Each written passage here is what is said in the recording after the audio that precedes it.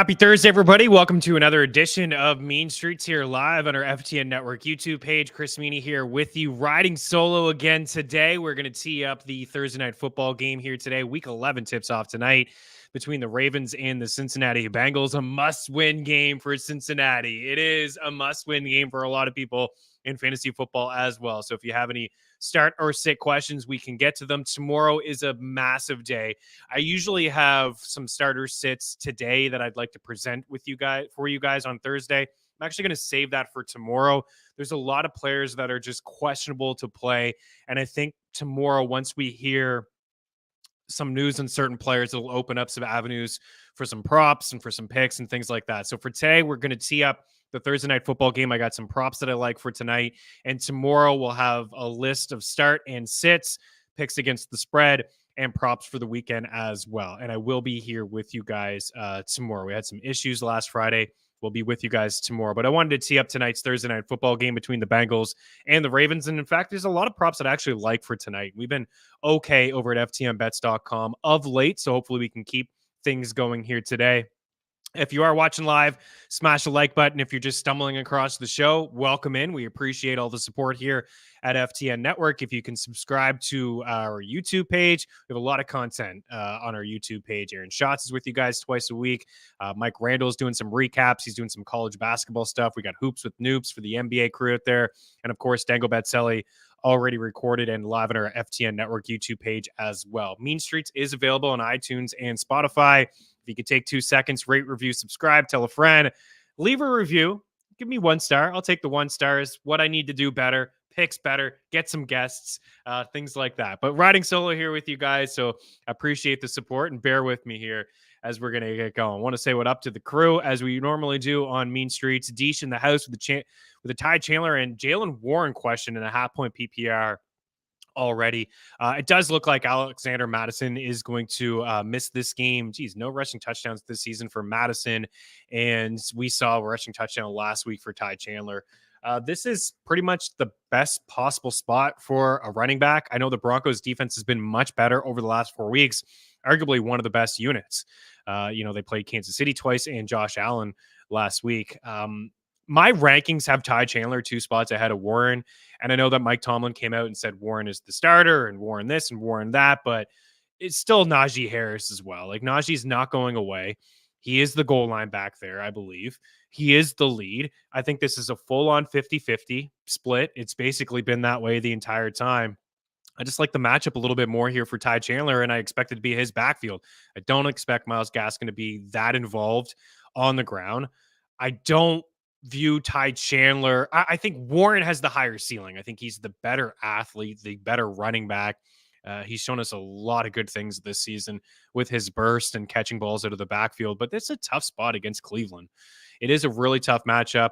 We had the the Steelers at +4 in the tracker on Monday, and now hearing, there's no Deshaun Watson. They're almost favorites. Cleveland -1 in most spots to see 1.5. It's a low total game. The total for that game is 32.5. My goodness. And I got to lean to the under. The way that both of these offenses have looked this season, run first for sure on the Pittsburgh side of things. I got to lean with Ty Chandler here, dude.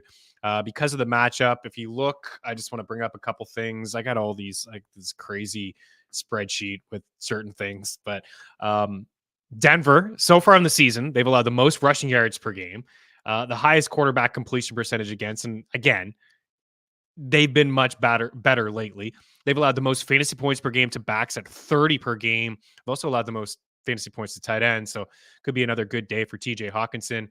And also yards per carry allowed at 5.6, yards per attempt at 7.5, the most points overall allowed per game. And if you look at some of the DVOA statistics over at FTN Bets and FTNFantasy.com, this is the worst rush DVOA defense in all of football. The worst against the pass. The worst overall, worst against the pass, and second worst against the run. But again, they've been much better as of late. So some of those numbers, if you look at the last 4 weeks, you can see some of those numbers kind of turn in a positive direction for the Denver Broncos, right? Surtain is a guy that I think could I don't think we'll see Justin Jefferson in this game. I don't know though. Again, that's why tomorrow is such a big day. But if there's no Justin Jefferson, Patrick Surtain, dealing with Jordan Addison is not a great spot there. I just wanted to look at some of the defensive DVOA numbers again. I wanted to see if I actually had that right here with the Broncos. Yeah, they are dead last in DVOA and dead last against the pass. And sometimes I do this stuff late at night, so I could easily make a mistake or two. Too many bats. Dead last against the run as well. So it's a good spot for Ty Chandler. We like Ty Chandler on this show. Certainly, I was wrong about Ty Chandler because I thought is a couple things that I thought heading into this season. One, that I didn't believe in Alexander Mattison, that he can be super efficient. He had good games in small sample sizes without Dalvin Cook, and he struggled taking care of the rock to start the season. And I'm sure that the Vikings saw this as well. I wish that they believed in Ty Chandler a little bit more, but they acquired Cam Akers, and then Cam Akers went down here, and then Ty Chandler's in concussion protocol. Looks like he's doubtful. Looking at a backfield that's really just Ty Chandler's here.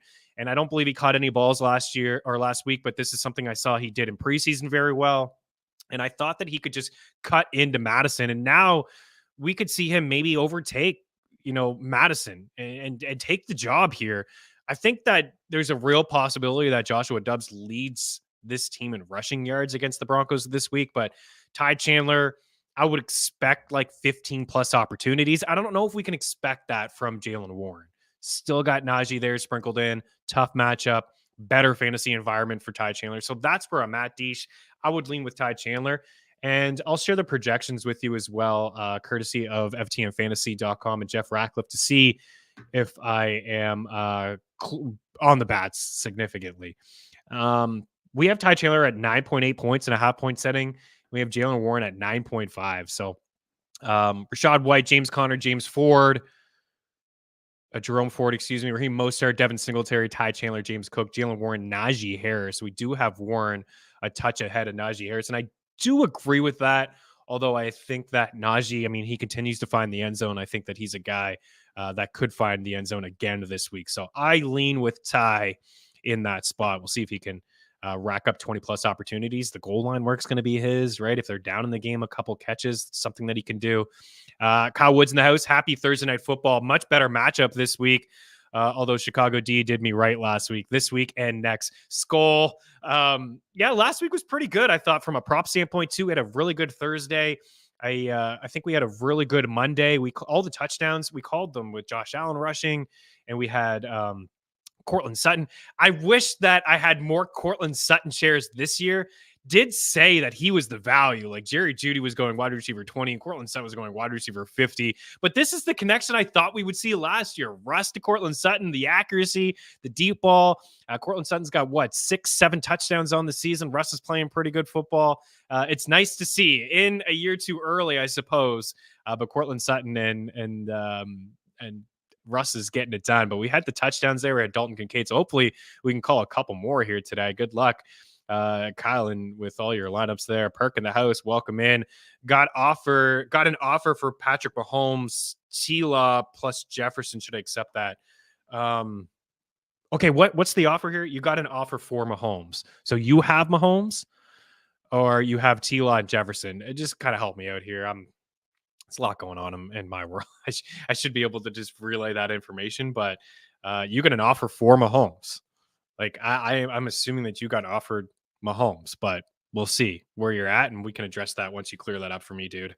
My apologies there. I did promise some buy lows and some sell highs. Tomorrow is the day. You get some injury reports. We'll have some picks against the spread, some props. We'll start and sit, and we'll have some buy low candidates. And they may not even be buy low, just players to try to get. Some of the players have been good lately, like Rachaad White has been good lately. Tough spot this week against the Niners. Maybe an opportunity to buy. Maybe the owner is thinking they want to sell, but I like the matchups and I like the usage for Rachaad White. So we're talking about probably 5 to 6 guys at each position that you can go and get and players to ship away. Trevor Lawrence is one guy that I'd like to ship away. I don't like his matchups moving forward, and he hasn't been that great this season. I don't mind him this week as a low-end quarterback one against the Titans, but He's got some tough matchups moving forward. Uh, Off the top of my head, like Brock Purdy's a guy that I want. Jared Goff's a guy that I want. There's some quarterbacks that have some really tough matchups, and Trevor Lawrence is one of those guys. And there was another one that I was looking to acquire too, but I just couldn't do it looking at the matchups. I forget what that was, but tomorrow we'll get after that one. So let me know, Perk, what you got going on there. Let's save the start and sit questions here for a second. Mateo, welcome in.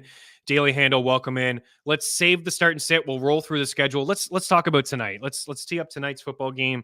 Get the 10-minute mark here. We got Baltimore and Cincinnati getting it on tonight. AFC North division rival. Should be a good one. This should be a good game. There's dudes missing on both sides of the football here today. Marlon Humphrey is doubtful to play in this football game. We know T. Higgins is not going to play, and we have a couple others for me, and part of my analysis is Sam Hubbard, I think, is a big loss for the Cincinnati Bengals here today. So let's take a look at the live odds here. We got the game happening in Baltimore, minus 170 on the money line for the Ravens. And I don't think that's moved since this morning. Actually, minus 180 now is the best possible number that you can get if you're backing the Ravens on the money line. At Bet365. I do think that they win this football game here today. I lean with Cincinnati covering. I don't know. I know Baltimore has had their way with a lot of opponents. They got 3 losses on the season, but those losses on the season were like kind of fourth quarter collapses. I like this Ravens team quite a bit. Like I think that they're a pretty good bet to win the Super Bowl at 9-1 here. And this number would have been a lot shorter if they didn't collapse last week against Cleveland. But some of their losses this season, I mean, they enter at 7-3. And I look at just some of the losses that they had, and they have been collapses. Like they've blown some good teams away. There's no question about that. But there was a game against the Steelers where they gave that one up in the fourth quarter, and it was explosive play to George Pickens on the sidelines. They lost to the Colts late as well. There was another explosive play, I believe, in that game to Michael Pittman to a game-winning field goal, I believe, by Indy. There's a couple like turnovers I remember from Lamar Jackson, one in particular in the red zone in that Steelers game to OBJ. I don't even know why they threw that one. And then last week they were up significantly against Cleveland.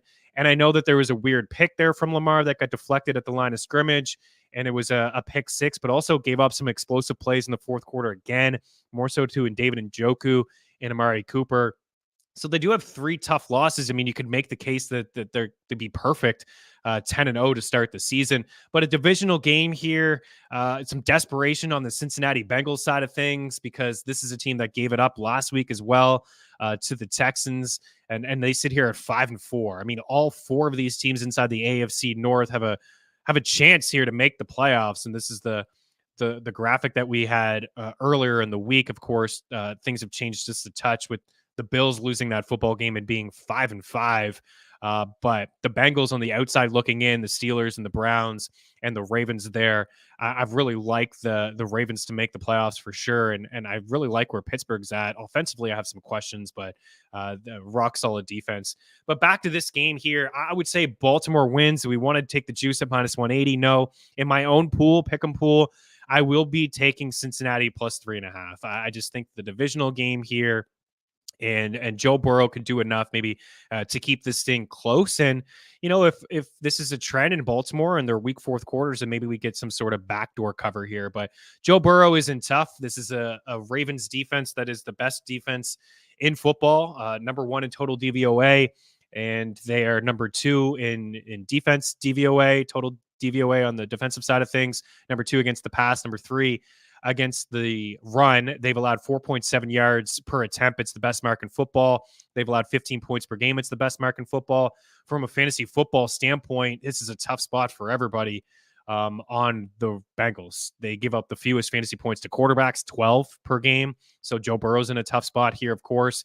The 5th fewest fantasy points to wide receivers, the 5th fewest fantasy points to tight ends, the 3rd lowest quarterback completion percentage to opposing QBs, 2nd fewest yards allowed overall, and the 4th fewest passing yards allowed overall. And on the Bengals side of things, they have been good against the run.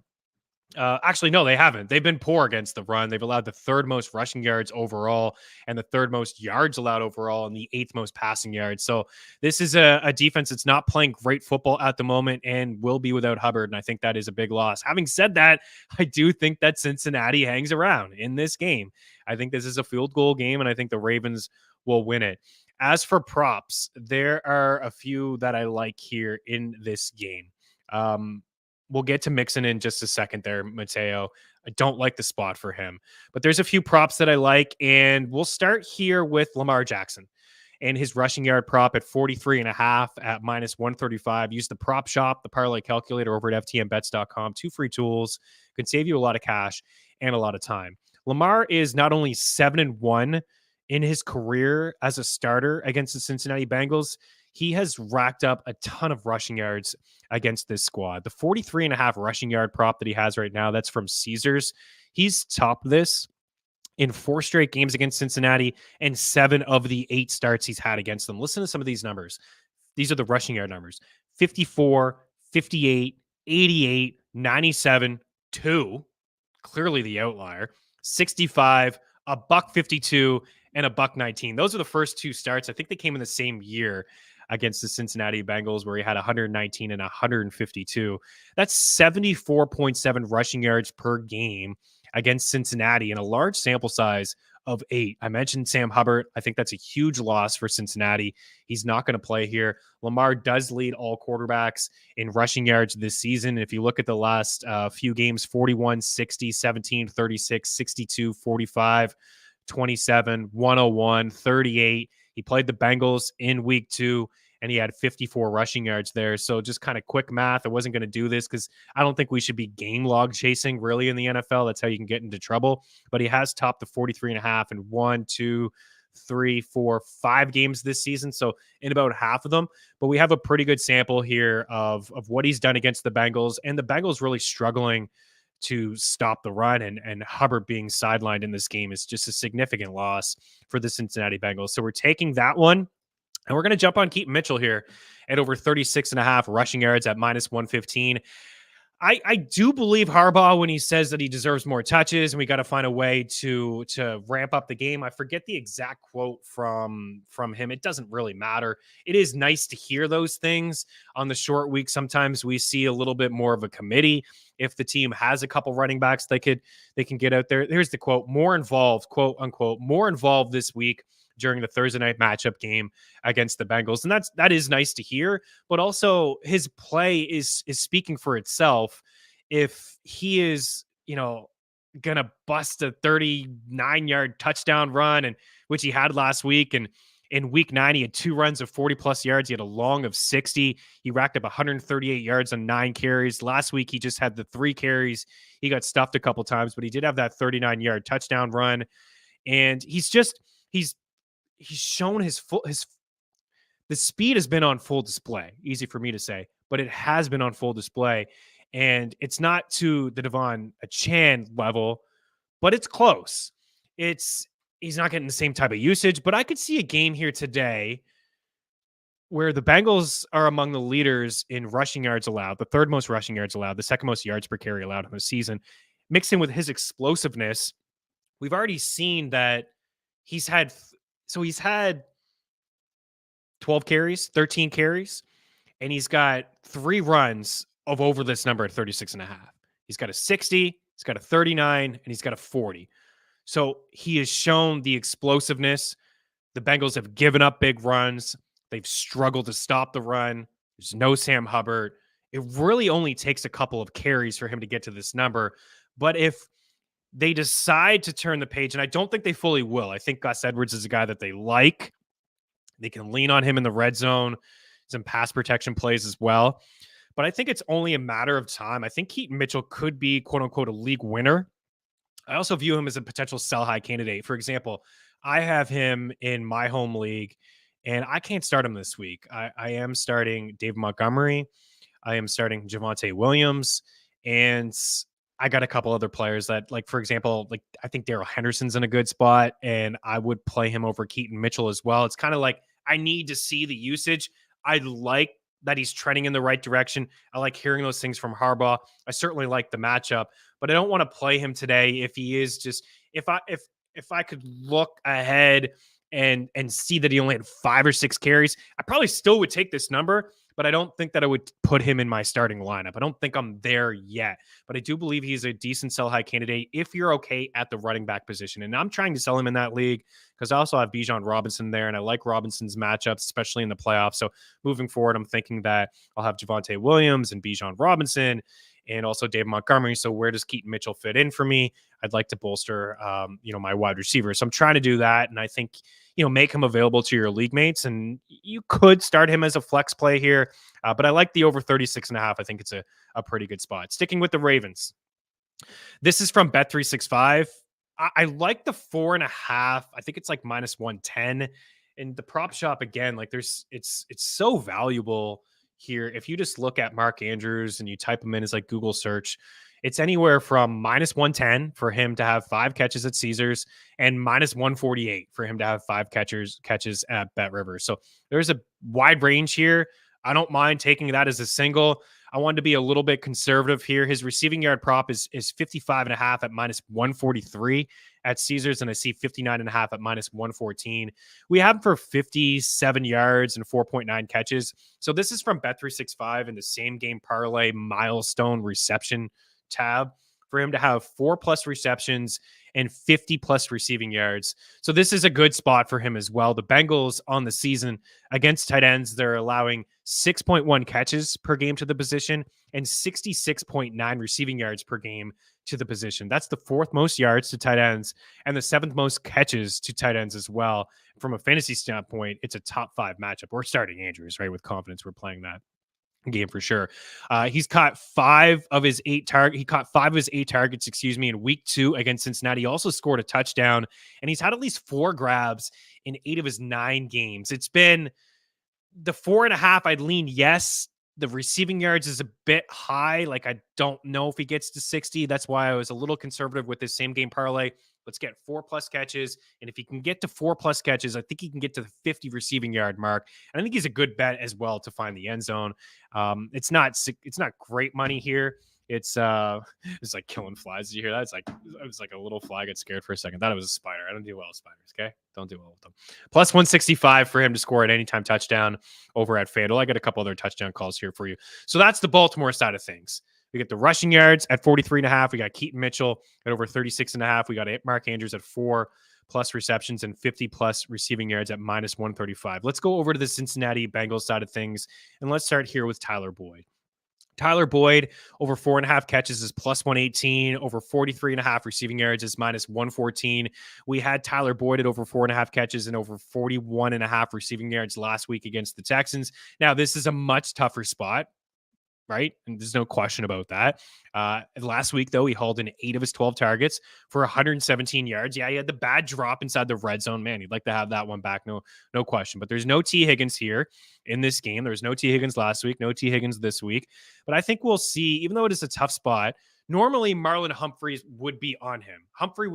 But he's doubtful in this game. So that's a positive for Tyler Boyd. I think we'll see another 7+ targets. He caught 6 of his 8 targets for 52 yards in week 2 against Baltimore. I'm going to jump on this. I got them separately here. The +118 for 5 grabs. I would lean with the grabs over the receiving yards, but I like both, like the over 43.5 at -114. Sticking with Cincinnati, somebody that has kind of popped up over the last 2 weeks. I'm not game log chasing. I'm just looking at the opportunity. I'm seeing an uptick in snaps. I'm seeing an uptick in routes run. I'm not seeing anything from Irv Smith. I'm seeing T. Higgins out. Tanner Hudson season. Let's go. Over 2.5 catches, -104, and over 20.5 receiving yards at -110. Let's start with just the catches. So the Ravens have been really good against tight ends, but they did have a game a couple weeks ago where they allowed 95 yards and 10 catches plus a tight end to McBride of Arizona. He had 14 targets in that game. Over the last 2 weeks, Hudson has 12 targets, 10 catches, and 78 receiving yards. He's been leaned on here. And I don't think that Joe Mixon will have a ton of success running a football. Like, Joe Mixon doesn't have a ton of success running the football against weak rush defenses. So I believe we'll see Joe Burrow drop. Whether he has a lot of success throwing the football against this defense is one thing, but I believe he's going to drop back and throw the ball like 35 plus times in this game. It's going to be trying to get it out quick. Of course, the defense is going to be honed in on Jamar Chase. It's going to leave some opportunities here for Tanner Hudson and for Tyler Boyd to get it done. Hudson last week, I just looked at the last couple of games from him because I noticed that he's been trending up over the last two, but last week was a good one as well for him. He had 7 targets, 6 grabs, and 33 receiving yards. So I'm going to go with Tanner Hudson here. And these are in order of how I like them. I would go Lamar first, Mitchell second, Andrews. This is the order that I like them. And I know it's a lot of props here. Usually just try to stick to 1 or 2. Some of these Thursday night football games are not the best, but I like all of these. They're all in the bet tracker for me. And let's ride. Let's have a night. These are the touchdowns. These are the touchdowns that I have here. Mark Andrews to score a touchdown. Keaton Mitchell to score a touchdown. I can't ignore the explosiveness on the ground, the big plays that the Bengals have given up, maybe the uptick in usage that we'll see here on a short week. And also, he almost had 2 touchdowns last week. There was a wheel route that he ran in the corner of the end zone, and it was a great throw by Lamar, and I thought he just dropped it. He could easily had a couple scores there. And then for Tyler Boyd, it's easy to come in here with Jamar Chase. And yeah, I mean, if you pick any Bengal on any given Sunday or Thursday or Monday, whatever it is, Jamar Chase is always worth your time and worth your money. But I like Tyler Boyd here. I think a lot of the attention will be on Jamar Chase. And I think that, you know, when they get inside the red zone, if they're near the 5, sure, they can hand it off to Joe Mixon. But I don't believe Joe Mixon is in for a big game here. And now that I'm on it, what's the touchdown prop here for Hudson? Can we get a little long shot Tanner Hudson? I suppose like Gus Edwards run one in from the 1 as well, but I just don't like to bet on that kind of stuff because the Ravens could do all kinds of things. Like Lamar could run it in. We've seen Justice Hill near the goal line. We got Keaton Mitchell in play here. I just don't think it's that big of a lock as what some people may think with Gus Edwards. 5-1 for a Tanner Hudson touchdown here. He's 65-1 for 2. Let's not get carried away. Whoa. Let's not get carried away here. But 5-1 for Tanner Hudson. And I like the props here. And I just saw plus money now. BetMGM is plus 100 for 3 catches for Tanner, and the receiving yard prop is still at 20.5. So those are the touchdown calls here today. Let's see if we can back it up. Not good odds there means for Mark Andrews reception and receiving yards. Yeah, so I've scaled it back a little bit. I don't mind drinking the juice on that one, Jordan. I don't mind a little bit of that. It's the same game parlay. I want to take the 50 and the 4. You know, 4.5 catches is around minus 110. If you want to take that, that's fine. 5 grabs, but I don't want to. He's really, really juiced for the. I really don't mind it, and I know that it's minus 130, but the fact that it's minus 130 is because we're scaling it back just a little bit. You know what I mean? Like we're not taking the over 55.5. 55.5 is minus 143. Like that's really, really juice. So we're just looking for 50 plus receiving yards. It's like an alternate line. And then the 4 plus catches. If you just want to take one of the 2, it would be the catches. But I think that he's going to rack up 50 receiving yards if he gets 4 grabs. Plus the matchup is good. All right. So you have Mahomes. And you were looking, let me get back up here. So you have Mahomes and man, I don't know if I want to do this. It's really nice to get Justin Jefferson, and it sounds like he's going to be back in a couple weeks, but what's that rapport look like with him and Dobbs? Is it going to be as nice as him and Kirk? I don't think so. And it is Justin Jefferson after all. It's just not a lock that he's going to be as good. And I just don't want Trevor Lawrence on the squad come playoff time. Here's the schedule, the fantasy schedule for him after this week. I mean, Texans okay, Bengals okay, but here's where we get into issues. And I do not want to start Trevor Lawrence week 14 in Cleveland. That's a matchup where maybe you need a W. You need a win to get in the playoffs. Your starting quarterback has to go into Cleveland and play this defense. Not good. And then week 15 is against the Ravens. Not good. Week 16 against Tampa, pretty solid, not bad. And week 17 against Carolina, they've actually been okay against the passing quarterback. So it's really the Cleveland and the Baltimore matchups to get into the playoffs, and then your first playoff matchup. I don't like it. I would just hang on to Mahomes. And I know like you're getting Jefferson. What other quarterbacks are available? Like, could you just do this and drop Mahomes or drop T-Law, make that move, and then maybe can you get another quarterback? Can you get Sam Howell? Geno Smith is another one that I don't really like the matchups for Geno Smith. Can you get Russ? I like the fact that you could get Justin Jefferson. I really do. Geno's got the Niners and Niners in week 12 and 14 in the middle of that. They get the Cowboys. So he's not a good option either. I don't know, man. I think I would just hang on to Mahomes at the moment, or let me know what quarterbacks are available for you. Maybe you make that move and you just sub out T-Law. And then you got Justin Jefferson, who's a guy that could definitely help you out there moving forward here. Should I start Burrow at Ravens or Fields at Detroit? I would start Fields at Detroit. John Downey in the house here. This is, like I said, I mean, I don't know if you're just joining the show, but Baltimore overall, I mean, these numbers are legit. The fewest fantasy points allowed to quarterbacks, 4.7 yards per pass attempt. It's the fewest mark, just 15 points per game without T. Higgins. Fifth fewest fantasy points to wide receivers. Mentioned that the fewest against quarterbacks. Third fewest quarterback completion percentage against. The second fewest yards, the fourth fewest passing yards. I'll share our projections. I always want to share projections with people to give like another kind of like point of view, quote unquote. And we have, let's see where we're at here. We got all positions. Tyreek Hill, what a monster. So our quarterback projections are like this: Mahomes, Hurts, Allen, Lamar, Dak, Tua, Stroud, Herbert, Kyler, Howell, Burrow, Fields. I still think I would start Justin Fields, man. And I know that it may seem a bit risky here with the thumb. They've kept him out long enough. He's missed 4 weeks. What he can do on the ground is also a tough matchup. But what he can do on the ground with his legs, I'd like the matchup slightly more. I guess I'm on an island here when it comes to the rankings. Let's look at the consensus rankings. We showed the projections here. The projections say Burrow. I say Justin Fields. Does anybody else have an opinion on the show? They can chime in as well. Love hearing from you guys. Let's go to the rankings and see what the consensus here is at the quarterback position from the crew. We got myself, Mike, Randall, Scott, Spratt, Jeremy Pope in here as well. So let's go Burrow. Spratt has Burrow significantly higher than I would imagine.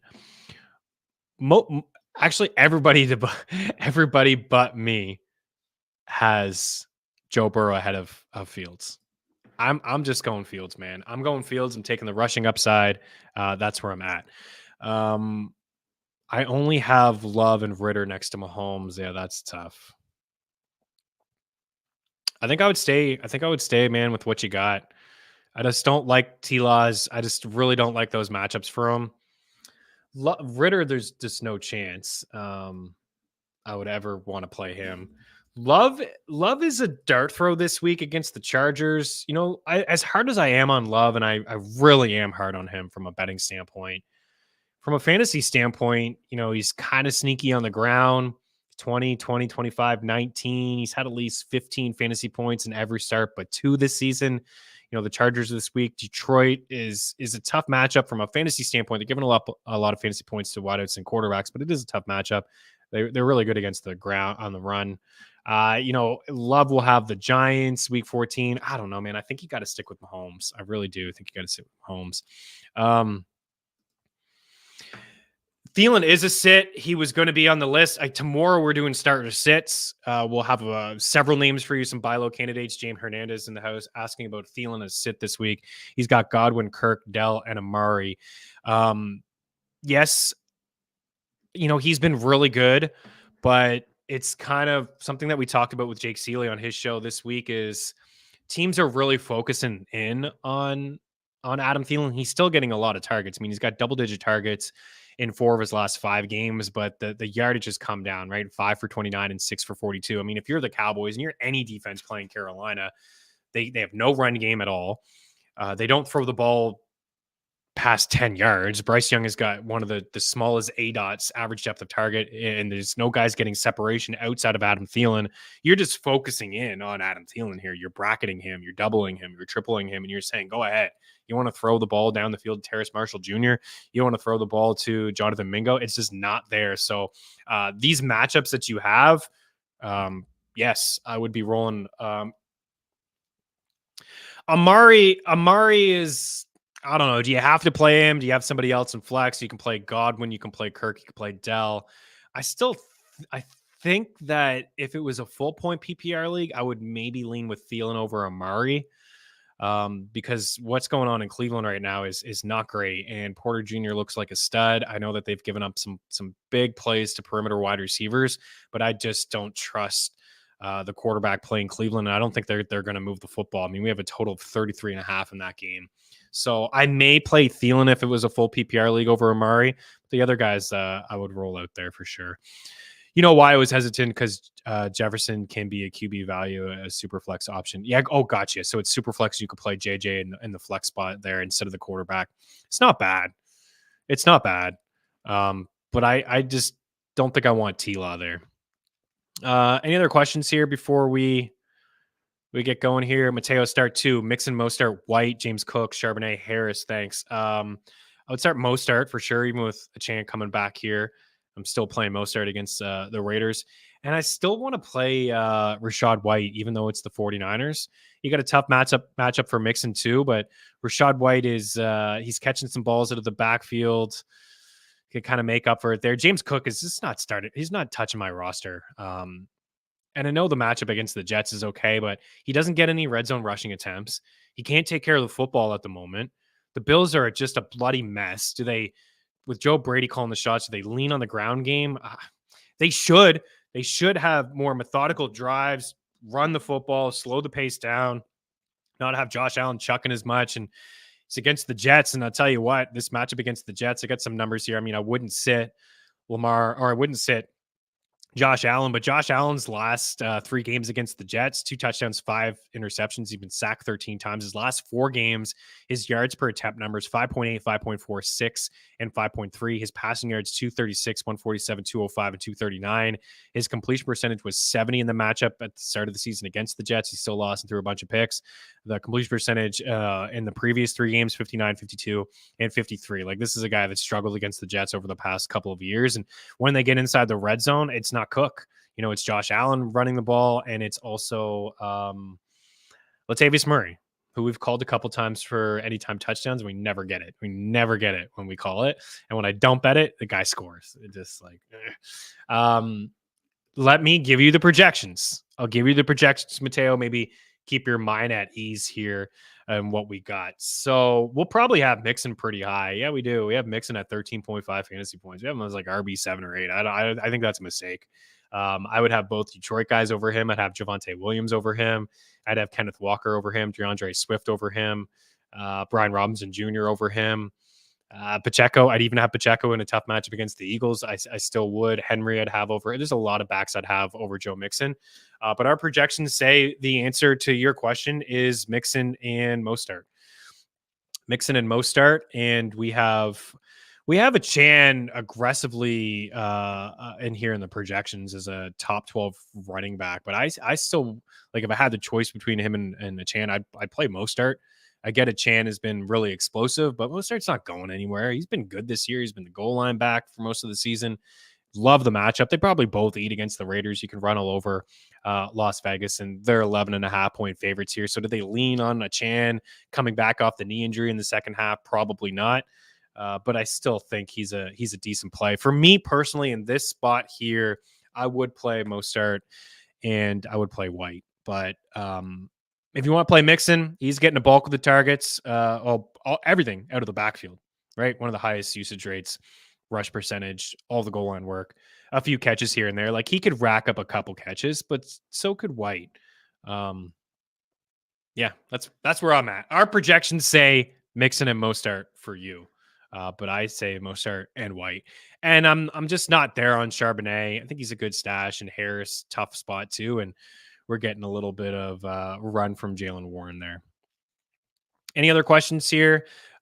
before we get going. I think we're gonna get out of here. Just an early look at the rest of the week here.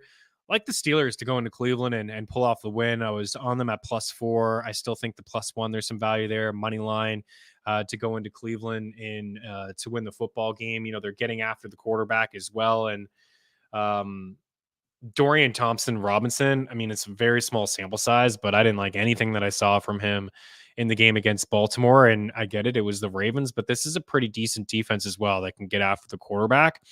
So I'm not crazy about the Browns this week. So I do like the Steelers. That's a large spread at 13.5. I wish I jumped on the 11.5. I'd say they win by a couple scores here. The Raiders have been good over the past couple of weeks, right? The coaching change, we've seen a spark in their offense. Josh Jacobs has 55 touches over the last 2 weeks. And that's really nice to see if you're a Jacobs owner. And Devontae Adams had a decent game last week against the Jets, but not starting Jacoby Myers. You're starting everybody in Miami, and I think that they win by a double-digit points there. This line has moved from 9 to 7.5. I think with the news that Justin Fields is going to return here, but I don't really think it matters. The Detroit defense is top, near the top in every metric. Really, like the DVOA statistics, they're a top 5 defense. They're strong against the run, top 5 and top 10 against the pass. And Justin Fields. I would play him as a top 12 quarterback. You've been waiting, you've been stashing him. The only quarterbacks I think that I would play over Justin Fields this week that like maybe borderline, like apart from the studs, right? Like it could be borderline pickups for you, and maybe you're uncertain, like CJ Stroud, Kyler, Sam Howell, Jared Goff. I would play Fields over Joshua Dobbs. It's close to me. I know the Broncos have been much better defensively, and Mile High is not the easiest place to go in and play a football game. And I think Denver's kind of feeling themselves. That should be a good game. Both teams are feeling pretty good about their play as of late. Washington here, Brian Robinson Jr. It was a dud game when he played the Giants earlier. I had Saquon as a sit last week. This is one that I would play him. And I know I got a lot of pushback. Who the heck are you starting over Saquon? I had like 24 backs ranked ahead of Saquon last week. He had 6 fantasy points against the Cowboys. That's why I'm not in on Thielen. Wouldn't play anybody from Carolina against Dallas. But I think against Washington, maybe it can be a more of a competitive game. He is getting a lot of the work. He can rack up 16, 20 touches here, catch a couple balls out of the backfield, and can be an RB2 for you. But I would move on from Saquon. I would try to get whatever I could. Like I'd make the flip right now for Henry, for Rashad White. You're not going to get any Detroit running back there, but I would try to move on from Saquon. Terry, I would play a bounce back. I don't think you can trust Jahan Dotson. I just don't know what's going on there. When Curtis Samuel is on the field, Jahan Dotson doesn't get the looks. Gibson's a guy that's been catching some passes out of the backfield. Is a decent PPR flex play, but I don't think they're going to be behind in this game. So if it works out in Washington's favor, Brian Robinson Jr. is getting like 15 plus carries here, some goal line work. I like him a lot this week. Tennessee and Jacksonville. Nose Jones, Calvin Ridley, where's he been? Man, he's just he's hard to trust, is he not? Christian Kirk's ranked ahead of him. We like Hopkins. Last week I was in on Kyle Phillips, mostly for his props, receptions, and receiving yards. I may dive into him again. He did lead Tennessee in receiving yards and catches last week. It's been mostly 2-minute drill stuff and garbage time stuff for Kyle Phillips. I like to see him get more snaps, kind of living in the 30s over the 30% range over the last 3 weeks, but it's really, you can't play him. It's really risky. Only I'm that crazy to roll him out as a dart throw play in deep formats. And I think we'll see a bounce back game from ETN, although it is a tough spot. Derrick Henry, you're playing him. You know what? Trevor Lawrence, like, play Brock Purdy over him, Justin Fields over him, and Russell Wilson. I think I would at this point, but Trevor Lawrence hasn't been that great. You can throw on the Titans, so we'll see if he can hook up with some of his weapons deep down the field. Don't really like Ingram in this spot either. The Cowboys, Tony Pollard is definitely a start. I can see why people would be a little hesitant to play Tony Pollard, because when you look at Tony Pollard's games, this guy's been brutal. The Dallas Cowboys, too, in terms of rush DVOA offense, these guys are near the bottom 10 in terms of running the rock. How about Tony Pollard? This guy's top 72 rushing yards once. It came in week 3 against Arizona, 23 for a buck 22. He is 3 for 13 in carries inside the 5. He was 3 for 9. Cowboys Nation, man, they came after me hard when I said that Tony Pollard had some goal line issues last season. He was 3 for 9 inside the 5 last year. He's 3 for 13 inside the 5 this year. He got stuffed a couple times against the Giants last week. 2 touchdowns all year. Came in one game, and it came week 1 against the Giants. Last week, he didn't even have a catch. I get it. They blew them out. Carolina is as nice as it can get. They've allowed the second most fantasy points to running backs. From a rushing yard standpoint, this team is inside the top 10 in rushing yards allowed and yards per attempt allowed and points allowed, the third most given up. Their rush DVOA defense is the second worst in all of football. Their total DVOA defense is the second worst in all of football. If Tony Pollard can't figure it out in this game this week against Carolina, it got to have concerns. I would maybe knock on the door and buy low, just because it is a running back getting like 15 plus opportunities and he's explosive through the air. But, the Eagles week 14 is not a great spot. Not bad in the playoffs, week 15, Baltimore, week 16, Miami, Detroit. You're in the championship, you figure it out. It's kind of a crapshoot at that point, but it is a tough matchup against Dallas. But if he can't, I don't even mean a touchdown. Like, I need to see more than he hasn't topped 55 rushing yards since week 3, 55. Right. This is a guy that everybody was gushing over. Oh, Zeke is gone. He's going to get 25 plus opportunities, the usage. He's so good. He's so explosive. And all those things are true, but he's not a bell cow back. Last year had one game with like 20 carries. One. That's it. We can't automatically assume these guys are going to be bell cow running backs because they're given the opportunity. He's never been that back. He was a good change of pace guy. He was a good 1-2 punch with him and Zeke. I think of the Cowboys, if you ask the Cowboys right now, they would love to have Zeke on their roster to bang those in from the 1 or the 2 or the 3 or to get the short yardage situations. I would play Pollard. I have him as a start. Obviously, it seems silly to say, but he hasn't been good. He hasn't had great games like 5, 7, 6. Those are the last 3 fantasy showings for him. He's only topped 8 fantasy points in a half-point setting in one of his last 6 games. One of his last 6 games, and he's only topped 15 fantasy points in 2 games, and they were week 1 and week 2. A dart throw is Brennan Cooks. Cooks had a great game last week. It was more so probably the Giants. He's been mostly inconsistent and not existent the entire way. We love Ferguson on this show. Touchdown machine. He's the number 2 option behind CeeDee Lamb. Oh my goodness, CeeDee Lamb is balling out at the moment. Cooks is like a desperation type play. Have him on your roster. Maybe there's an uptick. There's some good matchups moving forward for him. Carolina, Washington next week, but 10 grabs, 9 catches, 173 yards. If there's a time to sell high, it's probably now, but he does have 3 touchdowns over the last 4 games, and he has at least 7 fantasy points. It's Tony Pollard performances. It's at least 7 fantasy points in 1, 2, 3, 4, 5, 6 of his last 7. That's not ideal. We're calling him a dart throw. Green Bay and LA here. Jordan Love is a desperation play. I feel better about him in a super flex league. Christian Watson's not touching my roster. Jaden Reed had a good game last week. Dobbs is finding the end zone. I think Guyton is an okay little flex play kind of guy that you can play this week. Picked up, Palmer's hurt. Quentin Johnson got a touchdown last week, but he's not out there running a ton of routes, playing a lot of snaps, and still pretty raw there. I think Guyton actually, I would play him over Quentin Johnson. And then, Eckler rolling out. Aaron Jones has been very, very quiet.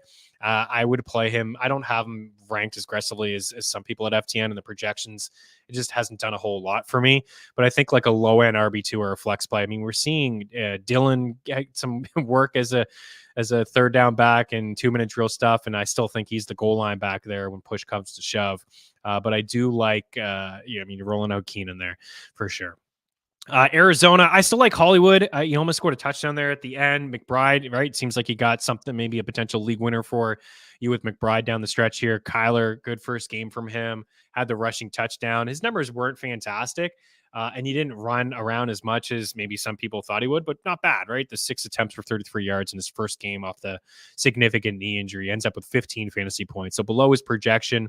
We had him as like a wait and see type start last week, and I think we were okay in that, but he didn't hurt you if you started him. So this week you like him. You like CJ Stroud on the other side. I just think you play every Texan. Nico Collins plays, you play him. You're playing Tank Dell. I think you play Noah Brown too. Even if Nico Collins plays, I think you play Noah Brown. If Nico Collins doesn't play, you play Noah Brown. But he didn't practice today. He's on the sidelines. Again, tomorrow is a big day. So when we hear the practice reports for Friday, we'll have a pretty good idea of who's going to play and who's not going to play. And we'll address the start and sits. But the fact that Noah Brown, 14 targets, 13 grabs, and over 200 receiving yards over the last 2 weeks is too significant to ignore the way that this offense is cooking right now with CJ Stroud. And you just play all the weapons inside the offense. And Singletary, I would sell high if you could on last week's performance. That's an outlier game for him. There's no question. But that just goes to show how bad this Bengals team is running the football, right? When we talked off the top of the show with Keaton Mitchell, rushing yard prop, and also Lamar Jackson. Devin Singletary these were some of the games for Singletary. 9 for 41 is okay. 7 for 25, 12 for 58, 10 for 30, 13 for 26, and then boom, 150 on 30 carries last week. That is going to be an outlier game. Dameon Pierce is still not practicing, so this backfield could be his again this week, and the matchup is really good against Arizona. But come playoff time, the Titans there and the Browns and the Titans again. And then we could see Pierce, sprinkled in at that moment. So I would consider selling high. But if you have him as your RB2 or you're in a tough spot at the running back position, I think he's in a good spot this week to have another maybe double-digit fantasy point showing. James Conner, you're playing. Hollywood Brown, you're playing. McBride, you're playing. Kyler, you're playing. I'd have Michael Wilson and just stash him because he's a good young player, still fairly raw. But Kyler there, I liked seeing 6 targets last week. Only caught 3 of them for 34. But I think there's a ceiling there, and I think he's also a good buy low in dynasty leagues as well. Tampa and Sanford also like Houston on the -5 there. Arizona won last week, but they played the Falcons, and the Falcons are just not a great football team. I don't think they're a good football team. I think they're overrated. So I think we'll see Arizona. The reason why they're one of the worst football teams in the league, that'll stay true this week. Kyler could do some things to get the backdoor cover here, but I like the Texans. I know this line has moved. We talked -4 on the NFL betting show yesterday. You can go back and watch that. You can go watch that one with myself and Randall and Abby Labar. A couple picks there right here on our YouTube page. Tampa and San Fran. San Fran got right. I mean, it's a large number here, but I do like it for the Niners. I mean, you're playing everybody on the San Fran side of things like Purdy. I really like Purdy a lot moving forward. I mean, he was a guy that we talked a lot about on this show is going as quarterback 22, 23. Not only did I think he was a great super flex play for you, but I thought that he could flirt with top 12 status at the quarterback position and be a starting quarterback in just standard 1 QB leagues. And I still think that, even with the struggles in Cincinnati in week 80 at 20 fantasy points, he had 24 last week with 3 touchdowns. Debo's the key, man. Debo was there. This guy doesn't turn the ball over. Defenses have to rely on what Debo can do and the end around touchdowns and the bubble screens and all those things. And then you got Ayuk and Kittle that you got to worry about. I've really liked the matchups for San Fran moving forward. Tampa this week, Seattle week 12, Philly week 13, Seattle week 14, Arizona week 15, tough spot week 16 against Baltimore. That'd be the semifinals for you. You can just swap them out. Maybe this is the time of the year, probably if you're in a good spot in your standings, to hold 2 quarterbacks, to hold 2 defenses, kind of play some of the matchups and set yourself up here for the playoffs or heading into the playoffs anyways. You don't want to be going to the waiver wire for a second quarterback or a second defense. I think this is the time of the year to kind of get it done. Anyways, Purdy, like him this week. I think he's a top 10 quarterback. I like some of all of his weapons inside there. You're playing Mike Evans, Godwin. These guys are in tough spots. The Niners have given up surprisingly some big yardage plays to wide receivers so far this season. If you look at just fantasy points against, top 10 allowed to the wide receiver position. So Evans has had a pretty good year with Baker Mayfield. And I get it, Rachaad White's in a tough spot, but a low end RB2, maybe he catches a couple passes, maybe he falls into the end zone there for you. Kate Otton's a sit. I've seen the uptick for him over the past couple weeks, but the Niners are really good against tight ends. Sounds like Stafford's back this week, right? Cooper Kupp, a top 12 wide receiver, low-end wide receiver 1 this week. And Puka Nacua is a low-end wide receiver 2. I like Darrell Henderson. It's a split backfield there. Royce Freeman has got some red zone usage there. I can't tell you with confidence who the goal line back is inside this offense. I saw Henderson earlier on, and Kyron's still out of this game. And then I saw the last time was like Freeman. So the Henderson's ahead of Freeman for me because he's catching balls out of the backfield and Freeman isn't. This should be a pretty good game. I like Seattle to win the game.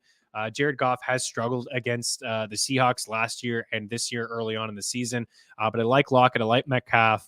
Kenneth Walker has been, he had the long touchdown reception the last time we saw them. He's kind of been inefficient. It looks like a little bit of the Walker towards the end of last year, not being super efficient with the ball, but you can't ignore the opportunities. Really nice to see him get 21 opportunities, the 64-yard reception touchdown. This is something that you can't bank on moving forward, but it's not a bad matchup for Henderson against Seattle, and it's just an okay matchup for Walker, but he did have 12 fantasy points. Actually, no, he only had 8 in the week 1 matchup, but he had 64 rushing yards. So he probably lives in the 60s again on 15 carries, but he's the goal line back there. You play him and you stash Charbonnet.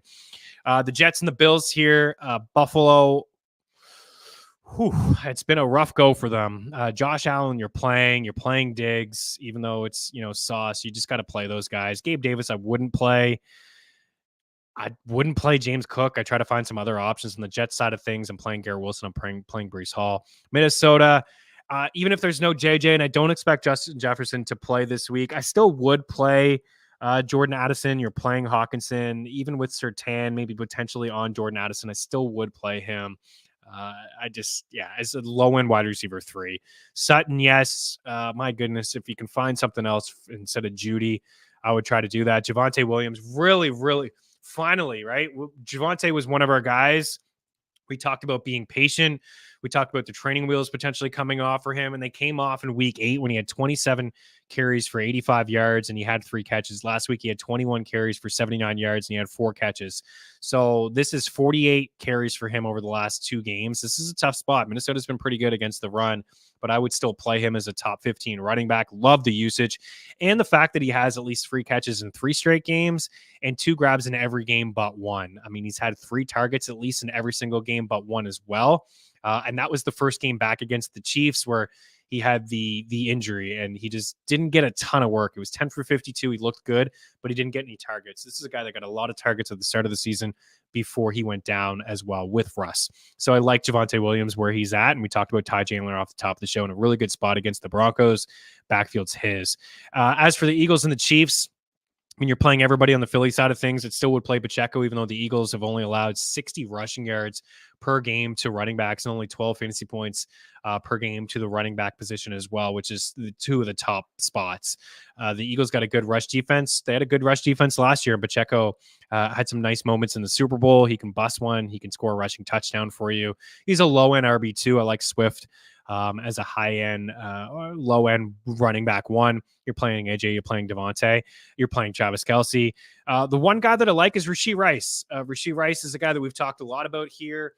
Like, for example, I would play Rashee Rice over, I almost said Adam Thielen. I'm kind of there. I know it's a risky play. There's a little bit more safety in Thielen, but I would play him over Jerry Jeudy. I'd play him over any Packers wide receiver.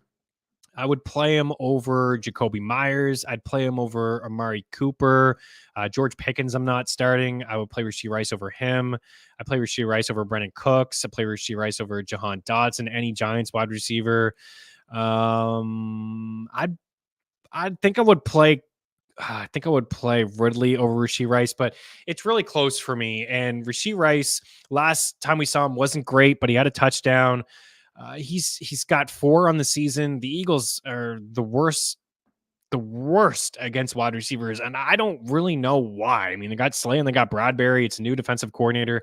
They've given up some big plays, 39 fantasy points per game allowed to the wide receiver position. A lot of attention is going to be on Travis Kelce and doing what they can to slow him down. I don't think they'll be able to. I'd say he ends up with like 6 or 7 grabs and 75 plus receiving yards and probably finds the end zone. But Rashee Rice, I think, is a good bet to score a touchdown, is a good bet to maybe rack up 4 or 5 catches here. He's one of the leaders in yards after the catch as well. So I am in on Rashee Rice. What else do we have? Anything else? I would play Lockett, Daniel in the house. I would play Lockett over Addison this week. Yes, I would do it. I like the matchup a little bit more for him. So let me just look. If you're still hanging around, I always want to share the projections with people as well, just to give them, a little bit of a different feel and I don't know, kind of like the stamp of approval, maybe another opinion. Let's see. I would imagine, I know my rankings have Lockett ahead of Jordan Addison. Yeah, we have Lockett for 11.3 fantasy points and Jordan Addison for 10.4. So we'll see what happens there. Like I said, I don't expect to see Justin Jefferson this week. I want to look at the wide receiver cornerback matchup tool because I do believe we will see Surtain on Addison if there's no JJ, right? Surtain, for the most part, he has moved around a little bit. We talked about that. He moved around with Diggs. We talked about the one game he had against Adams where he traveled and he moved around. And if there's no Justin Jefferson, you gotta worry about Jordan Addison. So right now, a wide receiver cornerback matchup tool has Surtain on Justin Jefferson. And KJ Osborne, if he's good to go, he's going to be in the slot. They're moving Addison around quite a bit, 44% of the time on the right side, 23% in the slot, 32% on the left side. But Surtain moves around a lot as well, 54% on the right and then 42% on the left. McMillan's going to stay in the slot. 95% of his snaps are in the slot there. So they could move. If you know what, I'll say this. If Justin Jefferson plays, I would play Addison over Lockett.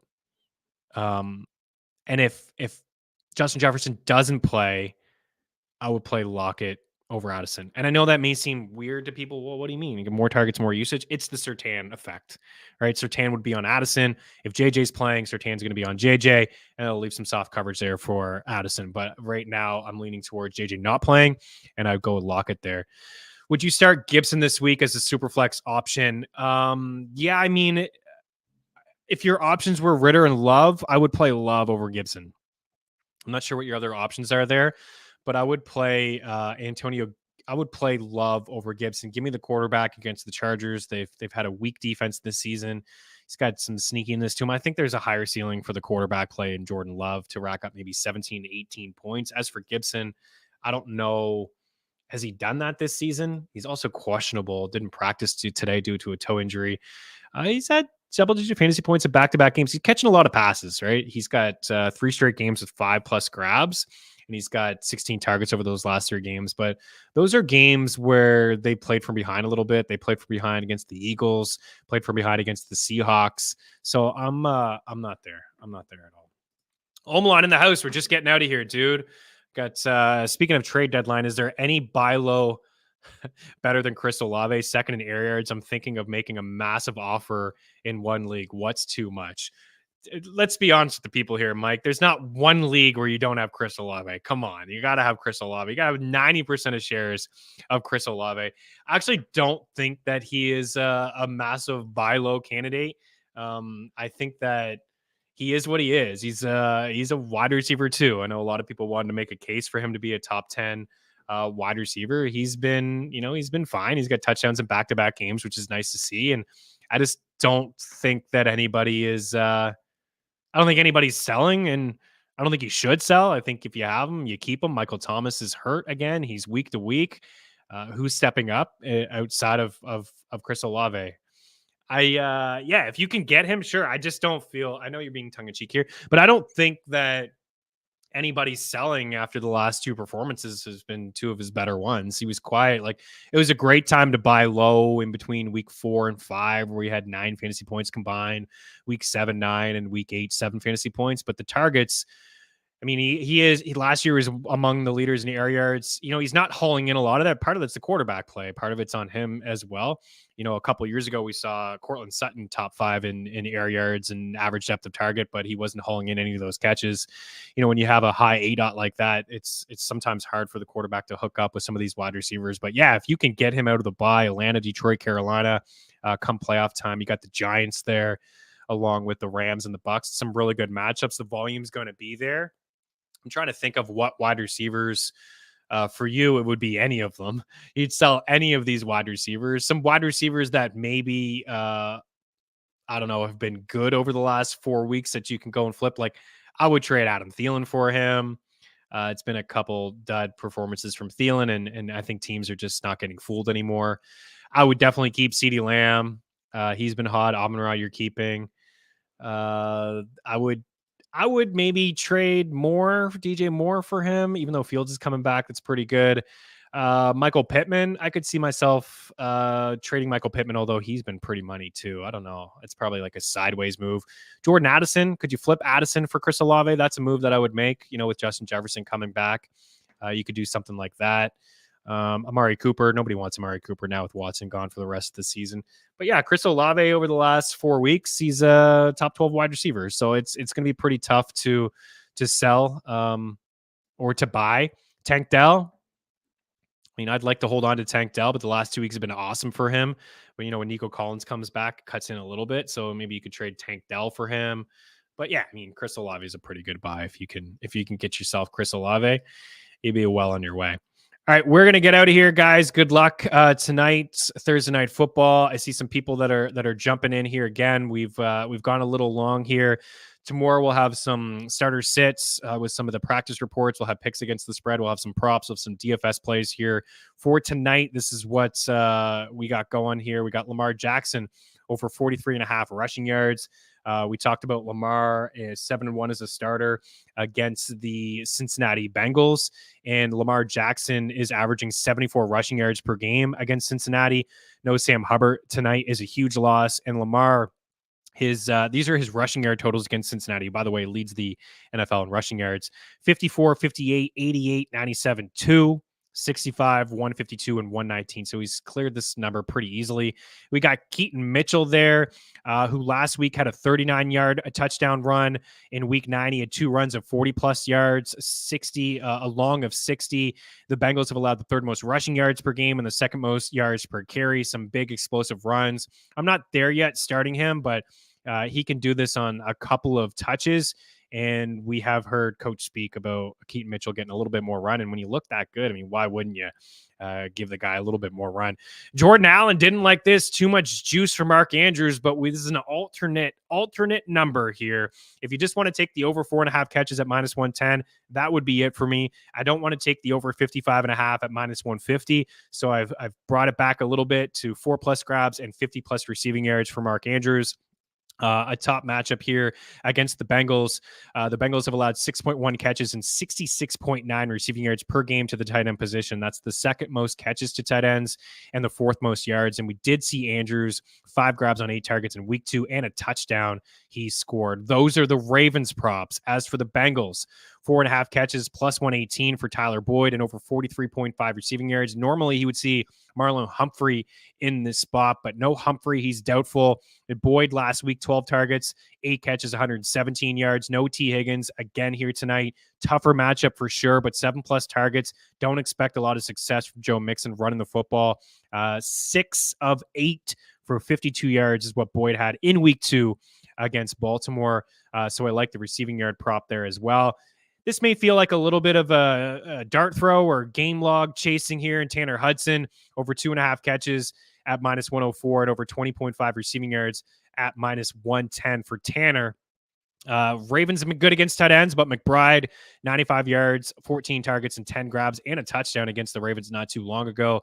And over the last 2 weeks, we've seen an uptick in snaps and usage rate and routes run and just looks from Joe Burrow. Hudson has 12 targets, 10 grabs, and 78 receiving yards over the last 2 weeks. And here are the touchdown calls for me. Mark Andrews, Keaton Mitchell, and Tyler Boyd. I think Tanner Hudson's a decent little dart throw at 5-1. And we did joke about the 64-1 two scores there. Michael Milan, are you joking? Are you joking? He's not joking. He's serious. One more here from Kyle Woods. Just picked up DTR as a speculative ad in Superflex. Had to let go of Roschon. When Herbert and Kyron come off IR, I will need to let some guys go. Goddard, Gainwell, Downs. Starting Herbert soon. Yeah, just a spec ad. I don't think you're ever going to want to start DTR. Yeah, I mean Gainwell, right? Gainwell's the guy to drop. You kind of need an injury there. Swift's been pretty good, and he's got a bulk of the work. And I would say that the drop is Gainwell of those guys, and I would keep Dallas Goedert because it sounds like he could be back in a couple of weeks. He's got the top 5 upside at the tight end position. At least we're not hearing about Taysom Hill, Mikey. Oh, no Taysom Hill talk for you today. And it's too bad that I am playing you in the home league, and it's too bad that you didn't have Taysom Hill against me because I really would have liked to see Taysom Hill up against me this week. We're out of here, guys. Good luck tonight. Enjoy the football game. Ravens win by a field goal. We'll talk to you guys tomorrow. Cheers.